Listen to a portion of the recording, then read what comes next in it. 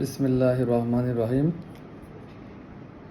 সম্মানিত ভিউয়ার্স, আসসালামু আলাইকুম। এসো কোরআন পড়ি চ্যানেলে সবাইকে স্বাগত জানাচ্ছি। মূলত আমি আসলে কোনো মাদ্রাসায় পড়াশোনা করিনি এবং আমি খুব ভালো কোরআন তেলাওয়াত করতেও পারি না। তারপরেও আমি আমার বিভিন্ন জায়গায় যতটুকু শিখেছি সেটাই তেলাওয়াত করতে চাই এবং অর্থ বুঝতে চাই, বারবার শুনতে চাই, যাতে করে পবিত্র কোরআনের যে শিক্ষা সেটা হৃদয়ঙ্গম করতে পারি, এখান থেকে ফজিলত এবং হেদায়েত নিতে পারি। বিশেষ করে আমরা যারা কর্মজীবী মানুষ, আসলে অনেকেরই সময় হয়ে ওঠে না পবিত্র কুরআনুল কারীম, যেটা আসমানি কিতাব, এই বিষয়ে স্টাডি করার। মূলত আমরা আমাদের পড়াশোনা মূলত জাগতিক বিষয় কেন্দ্রিক, অর্থাৎ আমাদের চাকরি ভালো চাকরি পাওয়া, অথবা এখন আমরা যারা কর্মজীবী রয়েছি চাকরিতে ভালো করার জন্য বিভিন্ন বিধিবিধান, বিভিন্ন অফিসিয়াল বিষয় আমরা আসলে স্টাডি করি যাতে চাকরিতে ভালো করতে পারি। কিন্তু আমরা আসমানি কিতাব, যেটা পবিত্র কুরআনুল কারীম বা আল কোরআন যেটাই বলি, সেইটা পড়ার জন্য আলাদা সময় আসলে আমরা বের করতে পারি না। এইটা খুব জরুরি। তো আমি মূলত দুইটা প্রধান উদ্দেশ্য নিয়ে এই এসব কোরআন পড়ি এই চ্যানেলটি খুললাম। প্রধানত যে আমি নিজে বারবার অর্থসহ কোরআন পড়তে চাই, নিজের কণ্ঠেই বারবার শুনতে চাই যখন অবসর থাকে, এবং এই পড়ার মাধ্যমে যে আমার তেলাওয়াত এবং আমার জীবনে যে ভুলগুলো রয়েছে সেগুলো আস্তে আস্তে শুধরে ফেলতে চাই। বারবার পড়া এবং শোনার মাধ্যমে আমি এই বিষয়গুলোকে হৃদয়ে ধারণ করতে চাই এবং পবিত্র কোরআন পড়ার যে ফজিলত সেটাও লাভ করতে চাই এবং এখান থেকে হেদায়েত লাভ করতে চাই।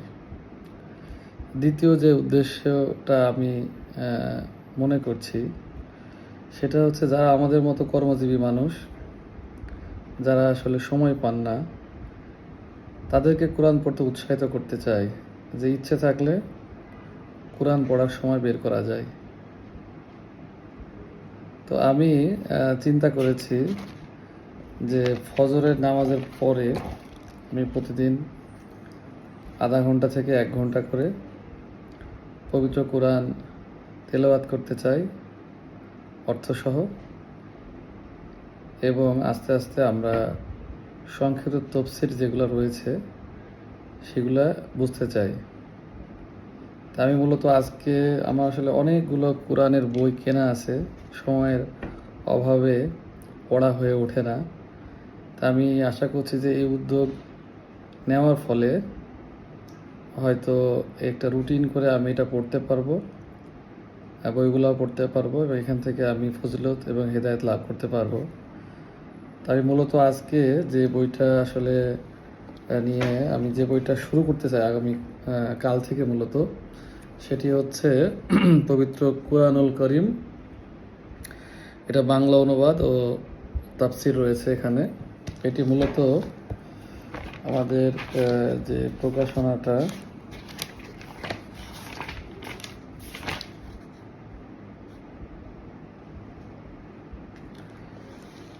এইটা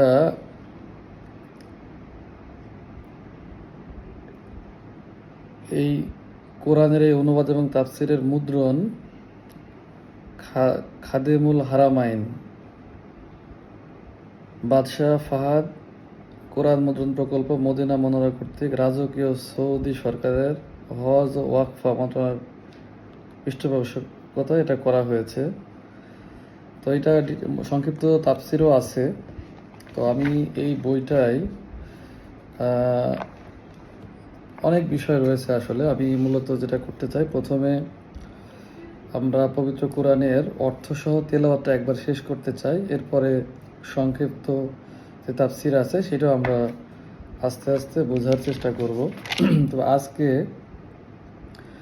আমি কোরআন পড়ার কয়েকটা ফজিলত উল্লেখ করতে চাই, যেটা এই বইয়ে মানে এই তাফসির এই বইটাতে উল্লেখ করা আছে।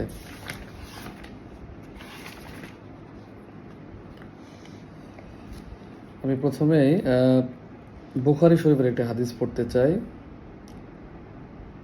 খায়রুকুম মান তাআল্লা মাল কুরআনা ওয়া আল্লামা, অর্থাৎ তোমাদের মধ্যে যে ব্যক্তি নিজে কোরআন শিক্ষা করে এবং অন্যকে শিক্ষা দেয়, সেই তোমাদের মধ্যে শ্রেষ্ঠ ব্যক্তি। এটি বুখারী শরীফের একটি হাদিস। এরপরে আরেকটি হাদিস আমি পড়ছি, আমি শুধু অর্থ পড়ছি। সেটি হচ্ছে হুজুর সাল্লাল্লাহু আলাইহি সাল্লাম বলেছেন, কোরআন তেলাওয়াত করা সর্বোত্তম ইবাদত। আরবিতে যেটা আছে, আফদালুল ইবাদাতি তিলাওয়াতুল কুরআন, অর্থাৎ কোরআন তেলাওয়াত করা সর্বোত্তম ইবাদত।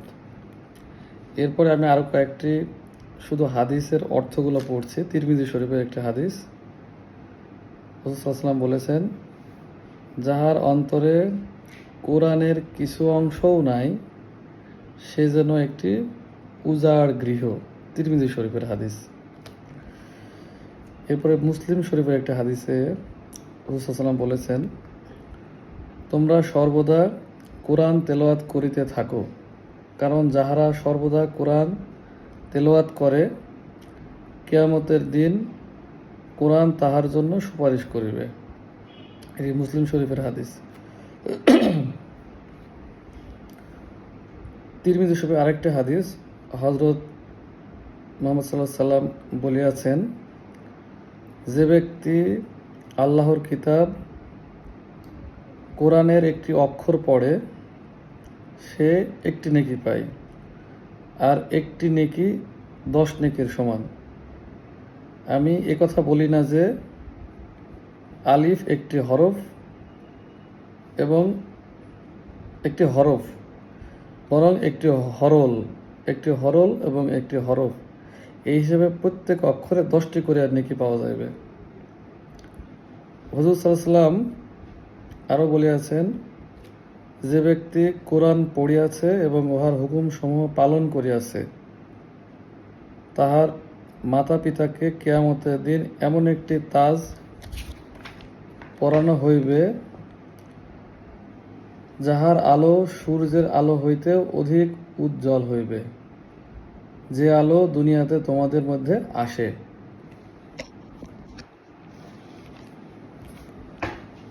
এরপর হুসাম বলছেন, যখন মাতা পিতার এত বড় মর্তবা হইবে, তখন যে ব্যক্তি স্বয়ং কোরআন পড়িবে এবং তদনুযায়ী আমল করিবে, তাহাদের সম্বন্ধে তোমাদের কি ধারণা? এটা আহমদ এবং আবু দাউদ শরীফের হাদিস।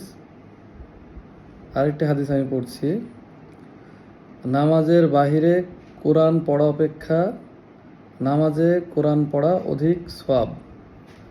আবার নামাজের বাহিরে কোরআন পাঠ করা তাসবিহ ও তাকবীর পাঠ করার চেয়ে অধিক সওয়াব। আবার তাসবিহ ও তাকবীর পাঠ করা সাদকার চেয়ে অধিক সওয়াব। সাদকা রোজা অপেক্ষা উত্তম। রোজা দুজকের আগুন হইতে রক্ষাকারী। এটি বাইহাকি সোয়াবুল ইমান এই দুইটা গ্রন্থে আছে। অর্থাৎ এখানে কোরআন তেলাওয়াতের যে গুরুত্ব সেটা বোঝা যাচ্ছে। হুজুর সাল্লাল্লাহু আলাইহি ওয়াসাল্লাম আরও বলে আছেন, কোরআন মুখস্থ পড়ার 1000 সওয়াব আর দেখিয়া পড়া 2000 সওয়াব। অর্থাৎ দেখে দেখে কোরআন পড়লে আরো বেশি সওয়াব হয়। আর একটা হাদিস আছে, যে ব্যক্তি কোরআন পড়িবে এবং তাহা হেফজ করিবে এবং তাহার হালালকৃত হালাল এবং হারামকৃতকে হারাম জানিয়া চলিবে, আল্লাহ পাক তাহাকে বেহেশতে স্থান দিবেন এবং তাহার আত্মীয়বর্গের মধ্য হইতে 10 জন লোকের জন্য তাহার সুপারিশ গ্রহণ করিবেন, যাহাদের জন্য দোজখ সাব্যস্ত হইয়াছিল। বিশাল ব্যাপার। এটা তিরমিজি শরীফের হাদিস। অর্থাৎ কোরআন পড়ার বিষয়ে অনেক ফজিলত আছে। তো মূলত আসলে কোরআনুল করিম আমরা পড়তে চাই। আমরা যারা জেনারেল শিক্ষিত মানুষ, যারা আসলে কোরআন সম্পর্কে গবেষণা নাই, কোরআন আসলে প্রাতিষ্ঠানিকভাবে পড়ার সুযোগ পাইনি, আসলে এই আসমানি কিতাব সম্পর্কে আমি ব্যক্তিগতভাবে মনে করি আমাদের জানা খুবই দরকার। যেভাবে আমরা জাগতিক বিভিন্ন বিষয়ে আমরা জেনেছি এবং এখনও জানছি, ভবিষ্যতেও জানব, কিন্তু একইভাবে কোরআন আসলে শিক্ষা করা দরকার। তো আমি আসলে যেহেতু আমরা আসলে ওইভাবে প্রাতিষ্ঠানিকভাবে পড়িনি, শিখিনি, যে কারণে আমাদের কোরআন তেলাওয়াতে অনেক ভুলভ্রান্তি হতে পারে। আমি আসলে আমার সাধ্যমতো চেষ্টা করেছি বিভিন্ন জায়গায় একটু শেখার। তবে আসলে যারা প্রথম থেকে কোরআন শিখে নাই, তাদের জন্য আসলে পরে সহি শুদ্ধভাবে কোরআন শেখাটা একটু কঠিন। হয়তো মাখরাজগুলো সঠিক হলেও বিভিন্ন যে টানগুলো রয়েছে বিভিন্ন জায়গায় পড়ার ক্ষেত্রে কিছুটা ভুলভ্রান্তি হতে পারে। তারপরেও চেষ্টা করার কথা উৎসাহিত করা হয়েছে। অন্য হাদিস আমি পড়েছি যেখানে যে চেষ্টা করলে সোয়াব পাওয়া যাবে আর কি।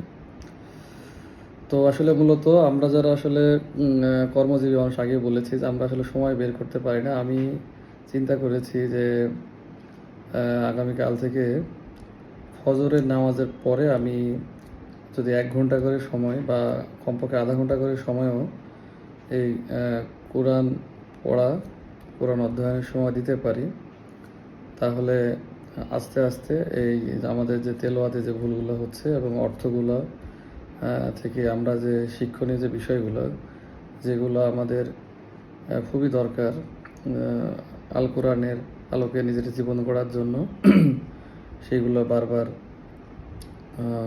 যদি শুনি তাহলে হয়তো এর প্রভাব আমাদের জীবনে পড়বে। তা আমি সবাইকে অনুরোধ করব, বিশেষ করে যারা আমাদের মতো যারা সাধারণ শিক্ষিত, তাদেরকেও যে আপনারাও একটু সময় বের করেন। যদি সময় বের করতে না পারেন তাহলে ফজরের নামাজের পরে আমি হয়তো যখন আমার লাইভ করার সুযোগ পাবো, এই তেলাওয়াতটা লাইভ করব, তখন আপনারা যুক্ত হলে হয়তো এখান থেকে আমরা সবাই ঐক্যবদ্ধভাবে এখান থেকে আমরা কিছু শিখতে পারবো। তবে এখানে আমার আরেকটা যেটা উদ্দেশ্য সেটা হচ্ছে যে এখানে আমি আরও কিছু মানুষকে সম্পৃক্ত করতে চাই, যারা কোরআন সম্পর্কে জানতে চায়। সেটা মুসলিম হতে পারে অথবা অন্য ধর্মাবলম্বী যারা আছে, অন্য ধর্মাবলম্বী। কারণ একটা বিষয় জানতে তো সমস্যা নাই, যারা আছে এটা জানার ক্ষেত্রে যে কেউ আসলে আমার সাথে সম্পৃক্ত হতে পারেন, যাতে আমরা জানতে পারি যে পবিত্র কোরআনে আসলে আমরা আরবি বুঝি না, যেহেতু কি আলোচনা আল্লাহ রাব্বুল আলামিন করেছেন, এবং আমাদের যে বিভিন্ন বিশেষজ্ঞ যারা রয়েছেন, বিভিন্ন আলেম, বিভিন্ন বড় বড় তাফসিরকারক, আমরা এক একটা বই আমাদের অনেক সময় লাগুক সমস্যা নাই, আমরা অনেক সময় ধরে যদি আমরা প্রতিদিন 1 ঘন্টা করে পড়তে পারি তাহলে 365 দিনে 365 ঘন্টায় আমরা অনেক কিছু শিখতে পারবো। এইভাবে যদি আমাদের নিয়মিত এটা চালু রাখতে পারি তাহলে আমার মনে হয় যে আমরা অনেক কিছু শিখতে পারবো। তো সবাইকে আমি আবারও আহ্বান জানাই যে এসব কোরআন পড়ি,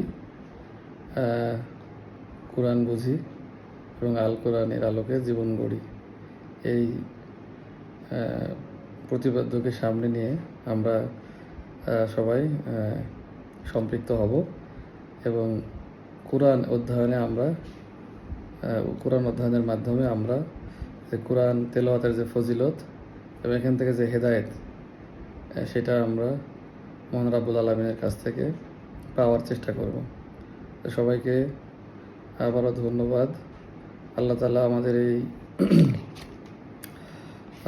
যে প্রচেষ্টা এটাকে কবুল করুন। আমিন ওয়া আখিরি দাওয়ানা আলহামদুলিল্লাহি রাব্বিল আলামিন। আসসালামু আলাইকুম ওয়া রাহমাতুল্লাহ।